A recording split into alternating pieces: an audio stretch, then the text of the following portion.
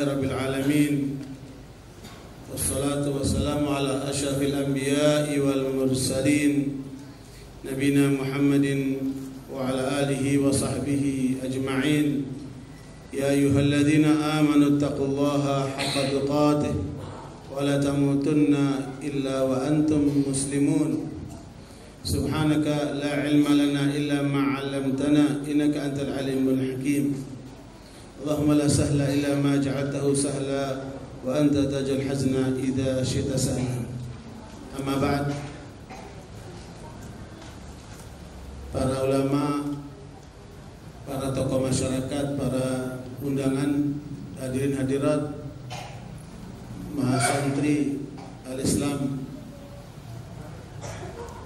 alhamdulillah kita bersyukur kepada Allah pada pagi hari ini bisa hadir dalam acara wisuda al-Islam untuk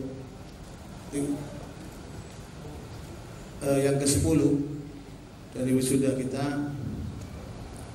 Dan alhamdulillah hari ini insyaallah yang akan diwisuda sekitar 14 orang 15 orang dan sekaligus menyampaikan selamat datang untuk para mahasiswa baru yang insyaallah tahun ini sudah diterima 30 orang, dan yang tersisa dari mahasantri yang lama sebanyak 28 orang, yang itu berarti semuanya sebanyak 72 orang.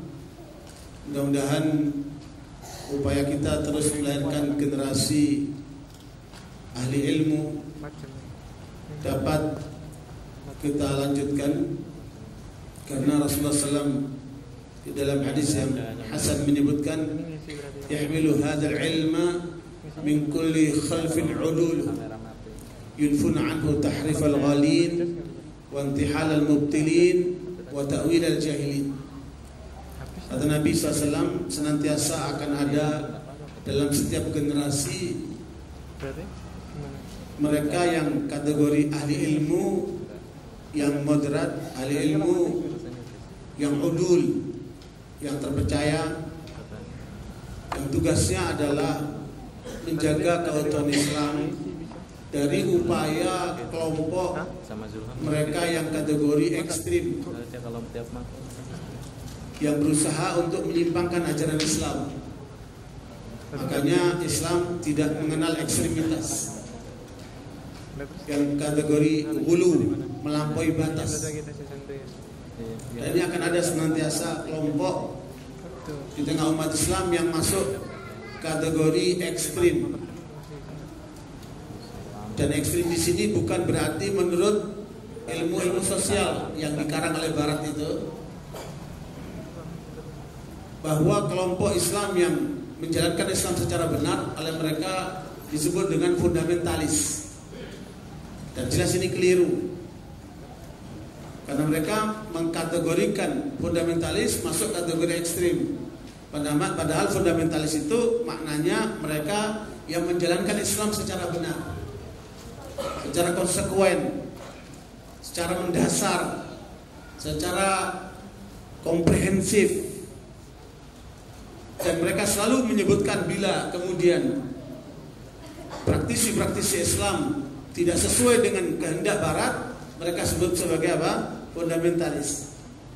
Lawannya adalah liberalis atau kelompok modernis menurut mereka. Makanya di dalam ajaran Islam sendiri oleh Rasulullah telah ditetapkan ada sekumpulan orang Islam yang kategori ekstrim, ya, yang kategori hulu. Ini yang harus kemudian diluruskan, dikembalikan kepada jalan yang benar. Dan biasanya mereka modalnya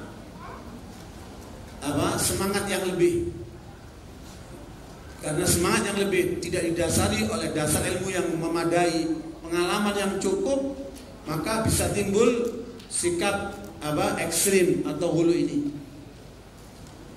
Ikhwan Barakawikum, ini kelompok pertama yang harus diluruskan oleh ahli ilmu tanpa harus terlibat dengan rekayasa sosial, politik ataupun yang lainnya yang sekarang sedang terjadi dan disuarakan oleh media-media luar biasa, karena di belakang media itu sendiri adalah CNN, NBC, kelompok daripada anti-Islam atau Islamofobia. Ini yang harus dilakukan oleh ahli ilmu, meluruskan mereka yang kategori ekstrim. Yang kedua, wantihalal mubtilin, upaya penyimpangan di dalam memahami Islam dari kalangan yang hari ini disebut dengan kelompok rasionalis. Mereka yang mengandalkan akalnya untuk mengacak-ngacak Islam, yang hari ini dikenal dengan kelompok Islam liberal. Dan mereka merupakan kaki tangan musuh-musuh Islam, mengatasnamakan Islam tapi merusak Islam dari dalam.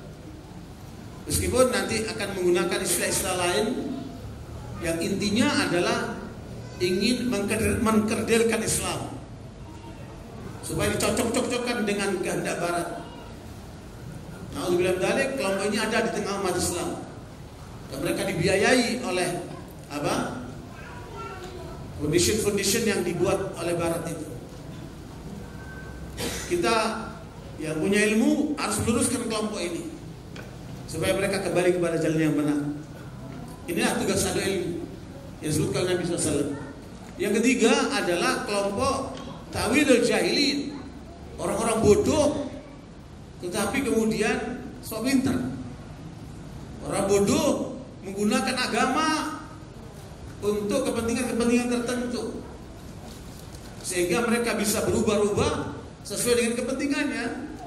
Dan tidak jarang mereka pakai jubah, mereka pakai sorban, tapi sebenarnya mereka tidak menguasai dasar-dasar Islam, fondasi-fondasi Islam, dan misi Islam yang sebenarnya. Karena mereka adalah kalangan yang penuh dengan pragmatisme, kepentingan. Nah, ini akan ada di tengah umat ini. 3 kelompok manusia yang terus terang oleh Nabi disebut sebagai perusak-perusak Islam, pesuduh-pesuduh Islam yang harus diluruskan oleh ahli ilmu, termasuk para wisudawan yang hari ini akan kita wisuda. Ikhwan wa tabikum, makanya menciptakan kader dai, kader alim yang membawa misi ini bukan gampang. Kenapa? Karena benteng-benteng umat Islam sudah mulai mereka berusaha untuk meruntuhkannya.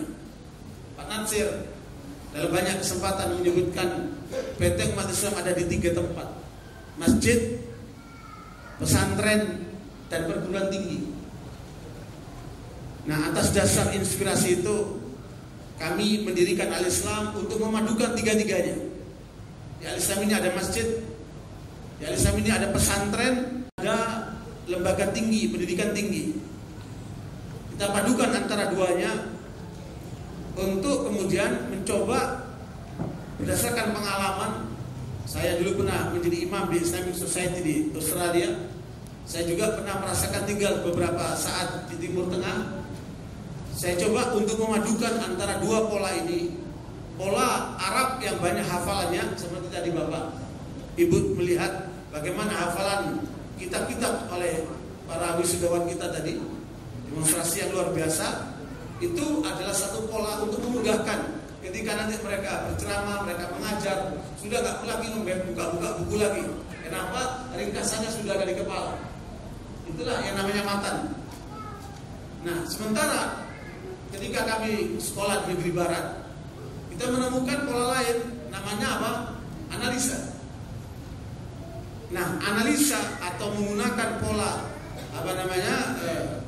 analisis seperti itu perlu juga kita berikan kepada mahasiswa dan mahasiswa kita. Dengan itu kita padukan ya, antara hafalan dan analisa, sehingga mahasiswa kita sudah biasa mereka menyampaikan pemaparan-pemaparan, baik itu melalui satu tulisan tematik atau ringkasan buku, atau kemudian penyampaian-penyampaian secara langsung.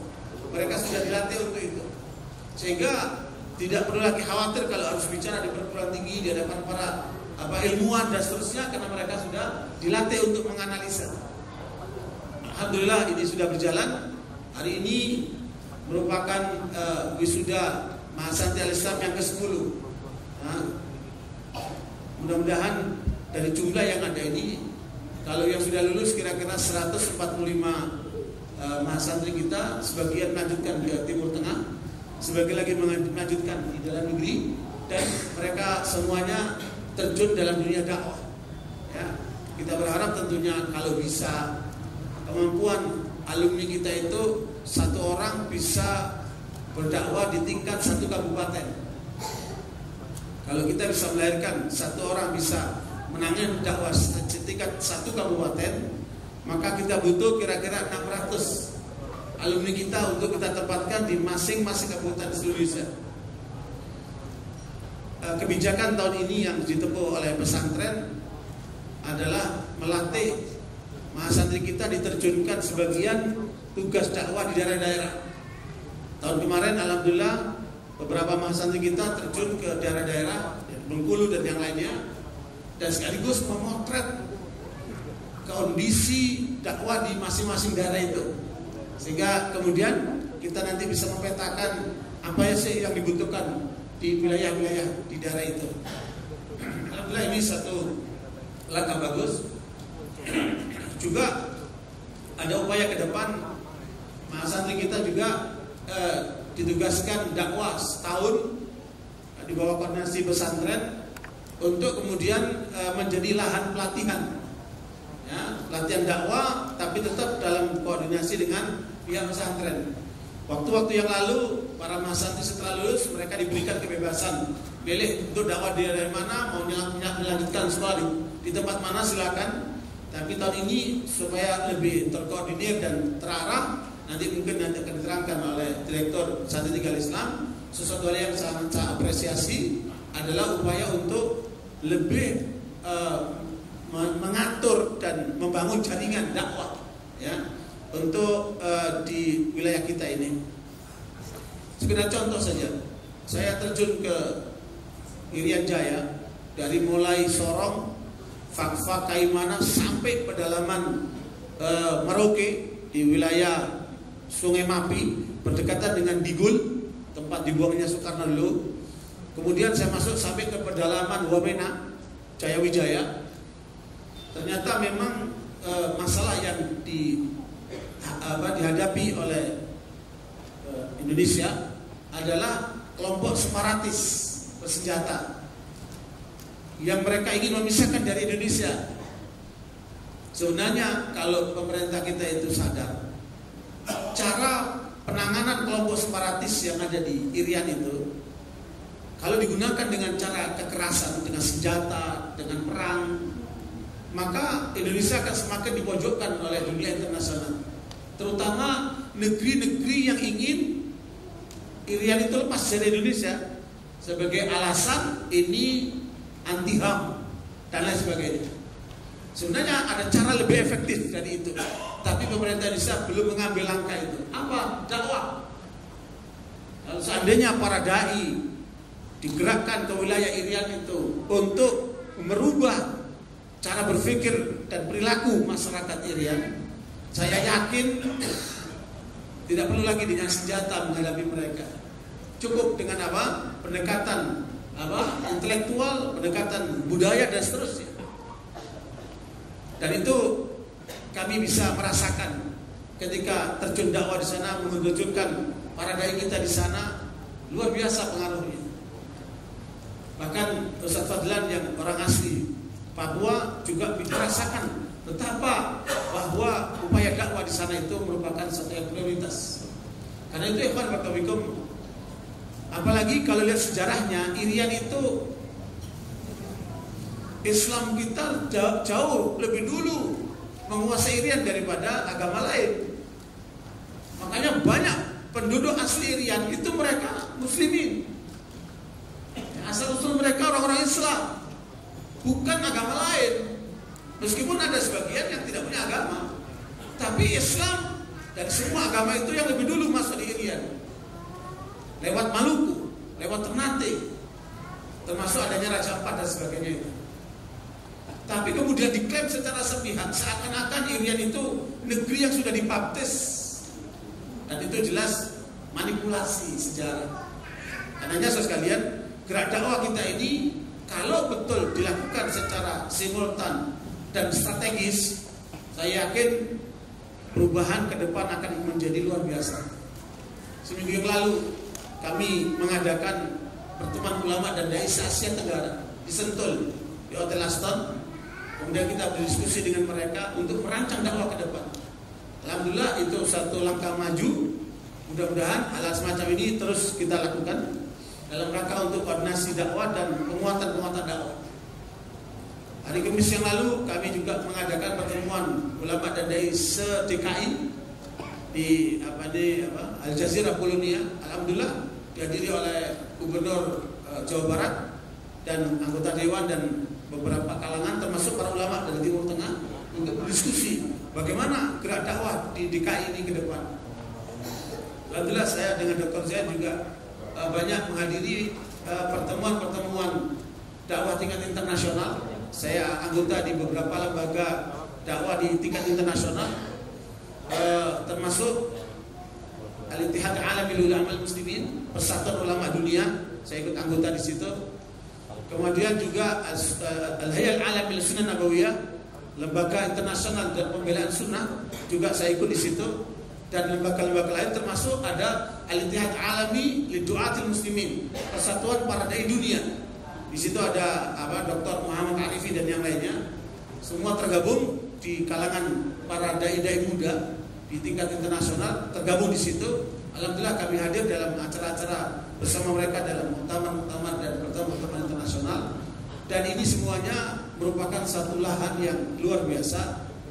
Harusnya kesertaan para dai dan ulama Indonesia di tingkat internasional ini harus diperbanyak. Saya juga heran kenapa keterlibatan dai-dai Indonesia di tingkat nasional itu sedikit sekali.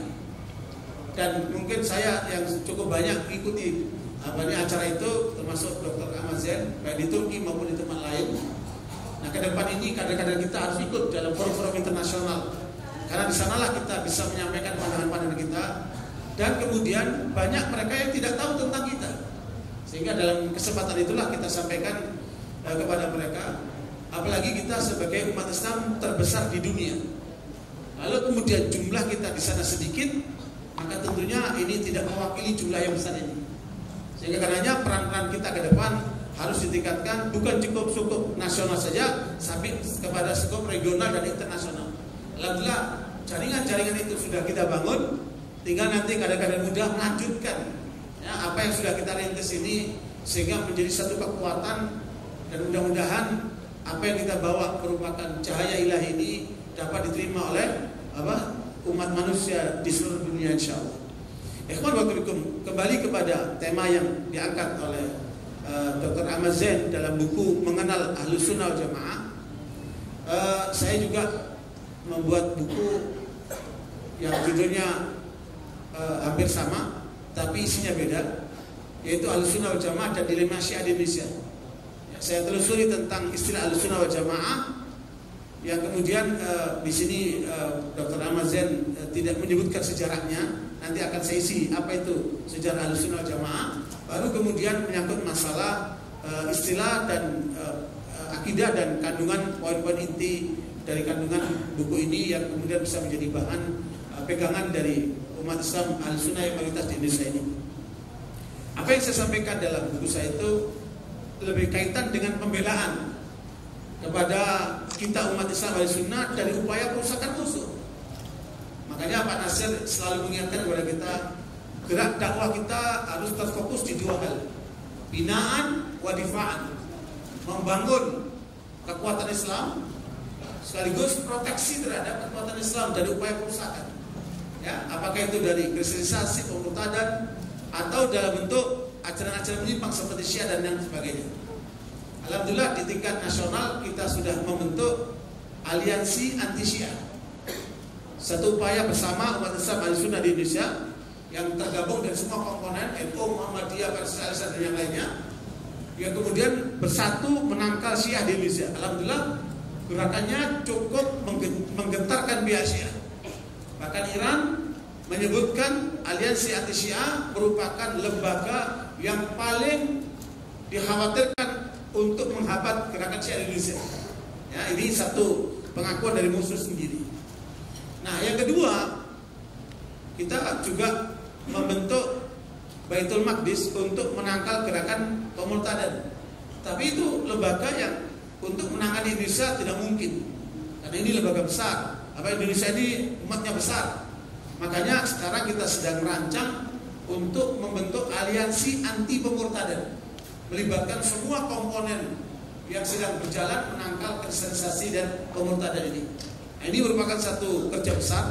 Mudah-mudahan nanti mendapat momennya sehingga dapat dukungan dari umat Islam Ahlussunnah Jamaah di dalam rangka membentengi diri sendiri dari upaya pemurtadan yang sekarang sedang terjadi di mana-mana.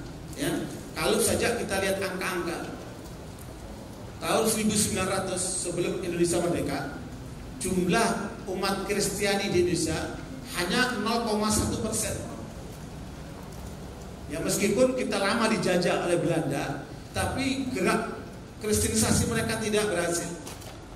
Sampai 1900 jumlah Kristiani itu hanya 0,1%. Di 2013 jumlah mereka mencapai 25 juta, kira-kira 10%. Dan ini menunjukkan kerja besar mereka di tengah umat yang kalau kita lalai maka terjadi pemurtadan besar-besaran. Karena hasil penelitian kita 3 kelemahan umat Islam. Ya, pertama adalah kebodohan tentang Islam. Yang ini harus kita kuatkan pemahamannya terhadap Islam. Yang kedua, kemiskinan, kefakiran.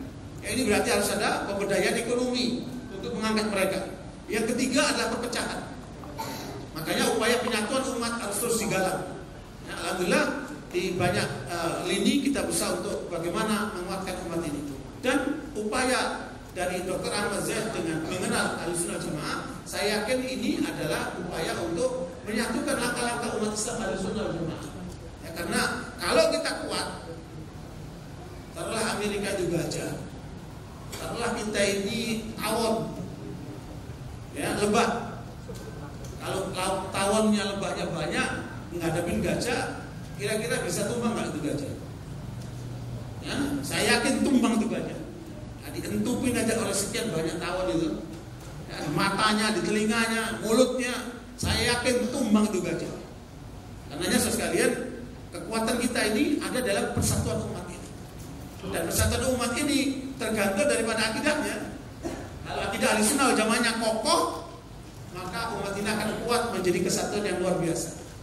Makanya hanya dengan upaya inilah upaya kita menjadikan persatuan, sekaligus upaya yang kedua adalah menghadapkan umat Islam dengan musuh bersama. Musuh bersama kita yang sekarang nampak adalah 2 kekuatan besar ini, yaitu gerakan pemurtadan dan gerakan tasykik, ya, peraguan terhadap tubuh umat Islam, baik itu dari Syiah, dari liberal, dari kelompok-kelompok penyimpang yang lainnya. Indonesia ada 300 aliran sesat, semuanya mengatasnamakan Islam, dan itulah gerakan tasykik yang merusak dari dalam. Sementara gerakan pemurtadan mereka upayakan untuk kemudian ditarik umat kita ke agama lain. Nah, inilah hal-hal yang harus kita lakukan untuk diupayakan pembentengannya, dan itu tidak mungkin kalau tidak melalui kader-kader kita ini. Makanya upaya kaderisasi harus terus jalan. Ikhwan walaupun perhatikan, gerak umat ini ada 3 model. Model yang pertama yang menggantungkan kepada prinsip-prinsip kebenaran. Kalau kita menanamkan kepada kader-kader kita prinsip-prinsip kebenaran, kita nggak pernah kalah. Karena mereka akan mengader lagi, mereka akan mengkader lagi. Upaya kaderisasi terus akan jalan. Bangun kekuatan umat di atas prinsip kebenaran, kita nggak pernah kalah. Yang kedua, dan ini agak mendapatkan kelemahan, yaitu ketergantungan dengan tokoh. Gerakan Islam tidak boleh tergantung dengan tokoh. Sebab kalau tokohnya meninggal, runtuh gerakan itu, runtuh upaya kekuatan itu. Maka tidak boleh tergantung dengan orang per orang. Ini berarti gerakannya sakit. Tidak boleh kita seperti itu. Yang ketiga, mengandalkan materi, mengandalkan sesuatu. Kalau nggak ada dana, nggak jalan. Kalau nggak ada fasilitas nggak jalan. Coba antum lihat rumah Al-Quran yang sedang digagas oleh Dr. Zaid. Itu banyaknya kontrak. Sebagian apa itu? Dipinjemin, nggak punya sendiri. Mudah-mudahan sebentar lagi punya sendiri insya Allah. Ya. Karena umat ini sebenarnya kaya, tapi mereka ingin melihat siapa yang bekerja, siapa yang nyata perbuatannya, itu yang mendapat dukungan. Kalau kemudian seperti itu nyata, saya yakin dalam waktu cepat akan apa? Akan mempunyai semua kebutuhannya secara permanen. Meskipun kita udah nyiapkan juga sebidang tanah untuk membuat Muslimah Center buat mendukung para ibu-ibu. Kita yakin ibu-ibu ini punya potensi yang luar biasa, tetapi belum terberdayakan dengan maksimal. Kita udah merancang Muslimah Center dekat sini, tapi masih belum ada dukungan buat bangunannya. Nanti barangkali ada donatur yang siap untuk membangun, silakan saja bersiap tanahnya itu. Ya alhamdulillah, ini satu langkah-langkah ke depan yang harus terus kita lakukan sampai kita mempunyai kekuatan umat ini yang diberitakan oleh musuh-musuh Islam. Ikhwan wa bikum, apa yang ingin saya sampaikan dalam kajian tentang mengenal Ahlussunnah wal Jamaah ini, bahwa istilah Ahlussunnah wal Jamaah yang sudah dibahas panjang lebar oleh pengarang buku ini, bahwa intinya pada kesimpulan Ibnu Abbas radhiyallahu anhu. Jadi istilah Ahlussunnah wal Jamaah itu pertama kali disebutkan oleh Ibnu Abbas sebagaimana riwayat yang dinukil oleh Imam Al-Lkai dalam kitab Syarh Ushul I'tiqad Ahlussunnah wal Jamaah berdasarkan Al-Quran dan Sunnah. Jadi Al-Quran mengatakan dalam surat An-Nisa ayat 115, A'udzubillahi minasyaitonir rajim, wa may yushaqiqir rasula min ba'di ma tabayyana lahul huda wa yattabi' ghaira sabilil mu'minin nuwallihi ma tawalla wa nuslihi jahannam wa sa'at masira. Dalam ayat ini kira-kira maknanya, siapa yang tidak berpegang dengan ajaran Rasulullah dan tidak mengikuti jejaknya para sahabat radhiyallahu anhum, itulah istilah Ahlussunnah wal Jamaah, maka kami akan palingkan dia ke neraka Jahannam, dan itulah seburuk-buruk tempat. Di dalam ranah kehidupan umat banyak model pemikiran, banyak model ajaran-ajaran yang mengatasnamakan ini dan itu, tetapi pemahaman Islam yang kacau balau. Kenapa? Karena melepaskan diri dari dua sumber, yaitu apa? Para Rasulullah dan para sahabat. Ya, Ahlussunnah wal Jamaah. Kalau ini lepas, maka terjadilah penyimpangan dalam ajaran-ajaran mereka itu. Makanya pondasi dasar ini yang harus menjadi inti utama. Setiap kita melihat gerakan, setiap kita melihat kelompok atau komunitas, ajarannya sesuai dengan ini tidak? Yaitu apa yang diajarkan oleh Rasulullah dan para sahabat. Yang Rasul katakan, "Alaikum bisunnati wa sunnatul khulafaur rasyidin al-mahdi min ba'di wa 'addu 'alaiha bin nawajid" sallallahu alaihi wasallam. Sebagaimana hadis Tirmidzi. Rasul mengatakan, kalian harus berpegang dengan sunnahku, sunnah khulafaur rasyidin setelahku, dan gigitlah erat-erat dengan geraham. Kenapa? Karena Rasulullah menyebutkan sebelum hadis ini, fa innahu man ya'ish minkum fa sayara ikhtilafan katsiran. Siapa hidup dari kalian setelahku akan menemukan banyak perbedaan. Di saat itu jangan bingung. Nabi mengarahkan pegang sunnahku dan sunnah khulafaur rasyidin yang telah mendapat petunjuk itu setelahku. Dengan demikian sekalian, makanya tepat sekali bedah buku hari ini mengenal Ahlussunnah Jamaah sebagai panduan untuk bagaimana kita mengikuti pedoman Ahlussunnah Jamaah. Al-Imam Ibn Abi Hatim dari gurunya bapaknya Abu Hatim dan Imam Ar-Razi mengumpulkan pendapat para ulama dari mulai para sahabat sampai masa abad ketiga. Ya, Abu Zur Ar-Razi sekitar 264, sementara Abu Hatim sekitar 277 Hijriah, yaitu abad ketiga. Mereka berkeliling ke seluruh penjuru negeri-negeri Islam, mengumpulkan poin-poin akidah apa yang menjadi kesepakatan ulama Islam. Maka beliau menulis kitab namanya Aslus Sunnah wa I'tiqaduddin. Kira-kira sebanyak 35 poin hal-hal yang disepakati sebagai pedoman Ahlussunnah wal Jamaah, yang itu kemudian perlu disebarkan di masyarakat untuk mengikis semua kelompok yang ekstrim atau kelompok yang kendor atau kelompok yang menyimpangkan dengan akalnya itu. Sehingga dengan demikian pedoman-pedoman itu sebagai prinsip kebenaran yang harus kita pegang untuk kemudian kita membangun kekuatan kita ke depan menghadapi musuh-musuh Islam. Karenanya sekalian, ini hal penting yang menurut saya perlu mendapat perhatian dari apa yang tertuang dalam buku ini. Ada sedikit koreksi boleh? Koreksi ini ada di halaman 117.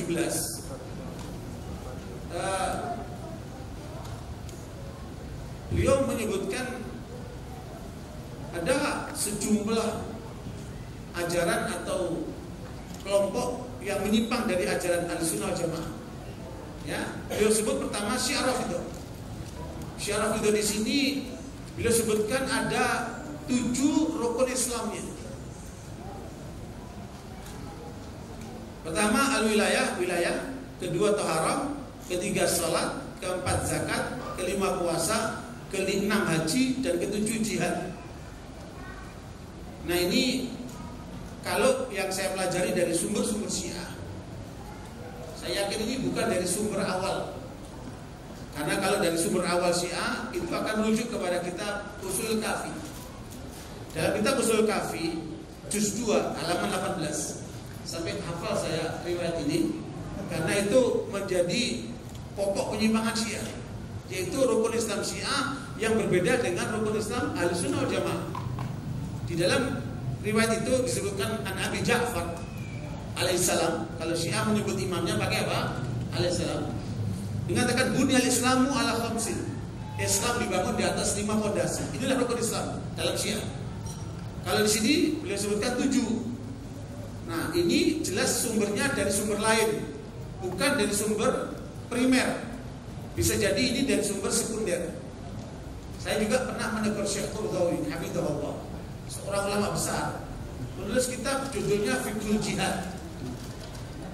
Di antaranya beliau menyebutkan rukun Islam Syiah adalah jihad.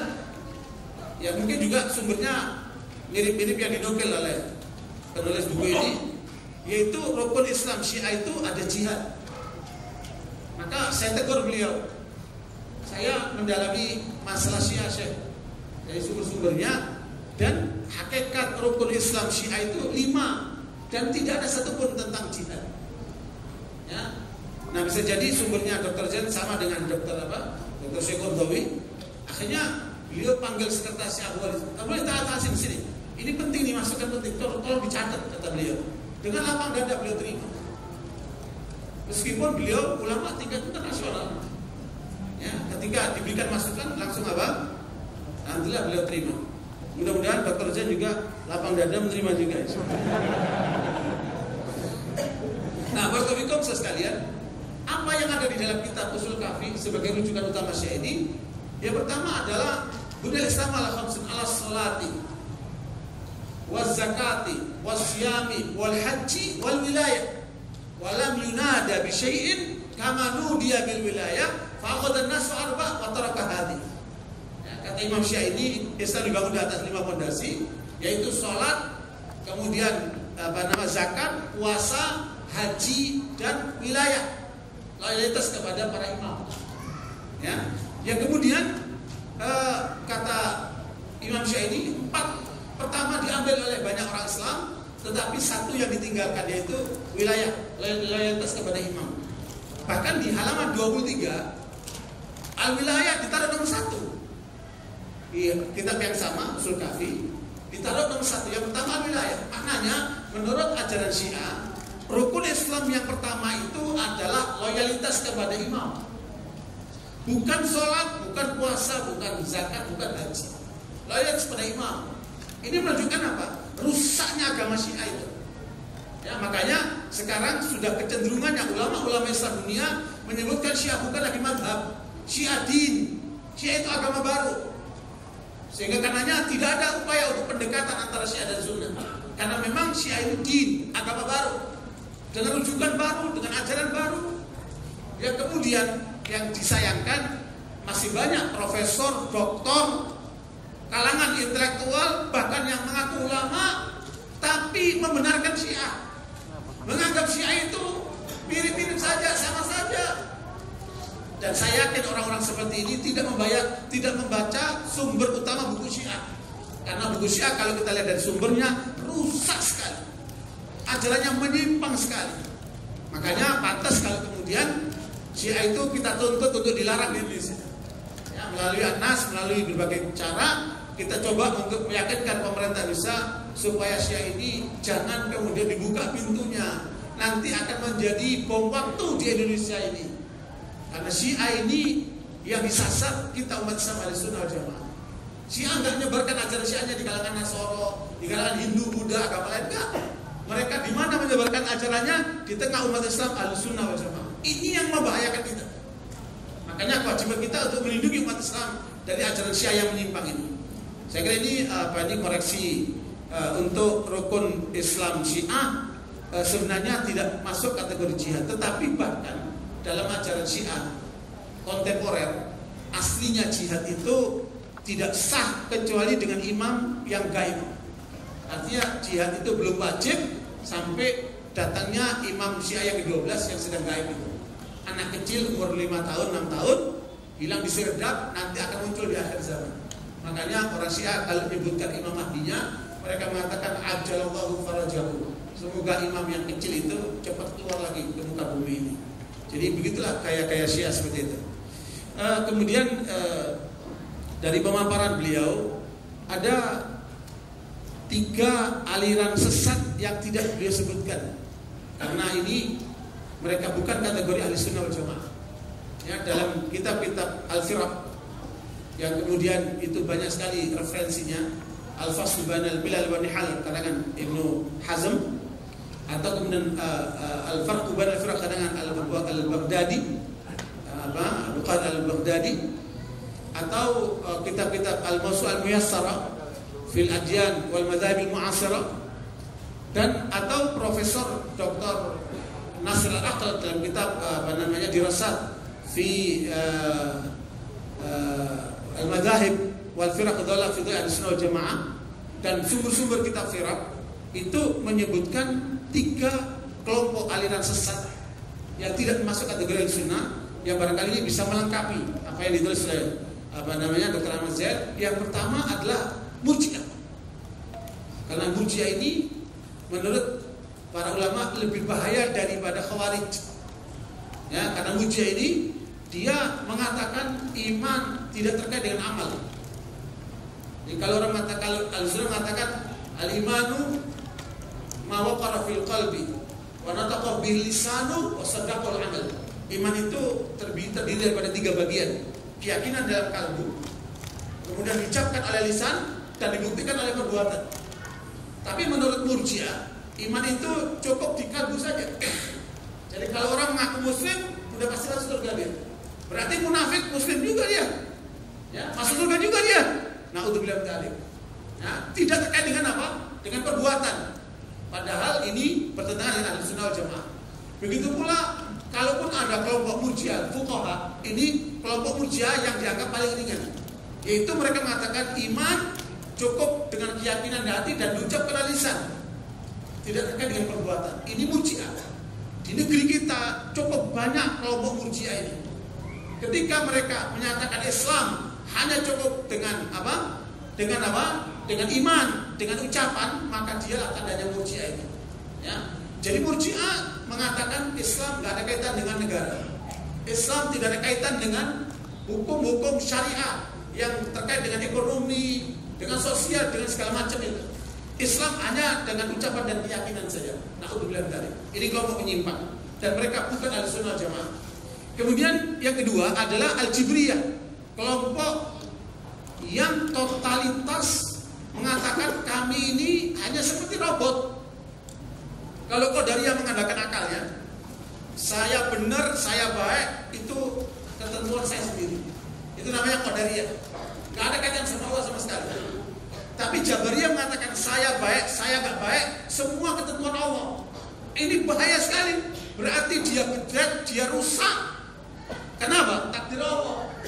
Pertanyaannya, apa Allah mentakdirkan sesuatu yang buruk? Apa Allah menghendaki kamu jadi pencolek, jadi penjahat? Enggak, sama sekali tidak ada. Islam tidak pernah mengajarkan seperti itu. Ini bahaya sekali kelompok Jabariyah ini. Ya, dan ini bukan berarti ada di negeri kita juga banyak kelompok yang seperti ini. Jadi kalau dia rusak, ya rusak karena Allah. Saya bejat begini takdir Allah. Na'udzubillah min dzalik. Ini bahaya. Kemudian kelompok yang ketiga yang akan disebutkan oleh pengarang adalah kelompok Jahmiyah. Jahmiyah ini kelompok Mu'attilah. Dia menolak Asmaul Husna, dia menolak as-sifat. Kelompok Jahmiyah ini dikafirkan oleh para ulama ahli akidah. Karena mereka ini dianggap mengingkari ketentuan Allah dalam Al-Quran dan Sunnah terkait dengan apa? Asmaul Husna. Ya, dan mereka ini kelompok taktil. Taktil ini adalah menolak atau memutus hubungan sang ciptaan dengan sang penciptanya. Ya, barakallahu ini hal yang kemudian perlu diingatkan. Kemudian hal yang mungkin diusulkan ke depan, mungkin tambahan terkait dengan Asy'ariyah dan Maturidiyah. Saya belum menemukan, apa karena saya baru dapat kemarin bukunya, belum membaca semuanya, terlewatkan. Ini terkait dengan Asy'ariyah dan Maturidiyah. Ya, mereka adalah mayoritas umat Islam di seluruh dunia sekarang ini. Ya, menurut saya mereka ini adalah kategori Ahlussunnah wal Jamaah. Tetapi kemudian oleh sebagian orang diragukan mereka Ahlussunnah wal Jamaah. Ya, makanya ini perlu ada dialog.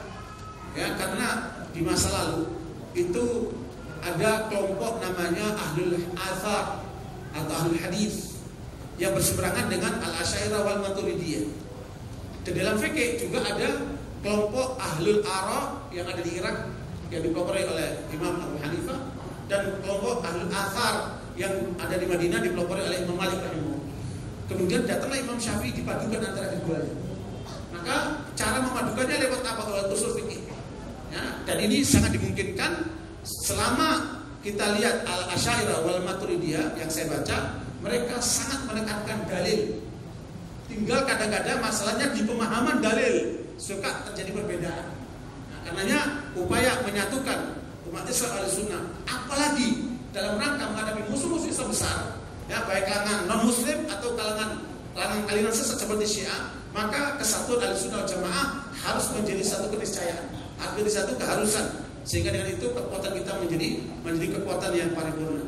Alhamdulillah, hal ini barangkali masukan pada pagi hari ini. Mohon maaf atas kekurangannya. Jazakumullah khair. Alhamdulillah. Wassalamualaikum warahmatullahi wabarakatuh.